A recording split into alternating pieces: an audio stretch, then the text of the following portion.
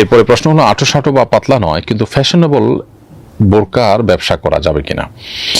উত্তর হলো যে হ্যাঁ, এরকম বোরকার ব্যবসা আপনি করতে পারেন যে বোরকা ফ্যাশনেবল, কারণ ফ্যাশনেবল বোরকা পরারও জায়েজ ক্ষেত্র রয়েছে। কেউ নারীদের মধ্যে পড়বেন, কেউ হয়তো পুরুষ বাসার মধ্যে পড়বেন, কেউ হয়তো মাত্র পর্দা শুরু করছেন, এখনই তিনি হয়তো পরিপূর্ণ পর্দা করতে পারছেন না, শুরুটা করার জন্য তার কিছুটা দরকার।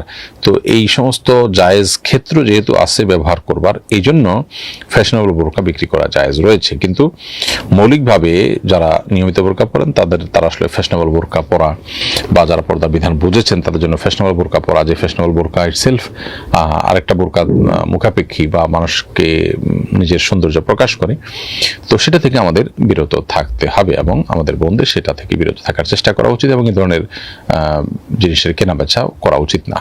মৌলিকভাবে আপনি যদি এটা কেনাবেচা করেন এবং সেটা কিনে কেউ হালাল ক্ষেত্রেও ব্যবহার করতে পারে, সে সম্ভাবনা যেহেতু আছে, সেজন্য এটা মৌলিকভাবে কেনাবেচা করা জায়েজ আছে। সুনির্দিষ্ট কোনো পর্দানসীন মেয়ে এটা কিনে আপনার সে বরং আর পর্দার বাইরে যাবে এরকম জানলে সে জায়গা আপনি বিক্রি করা জায়েজ হবে না।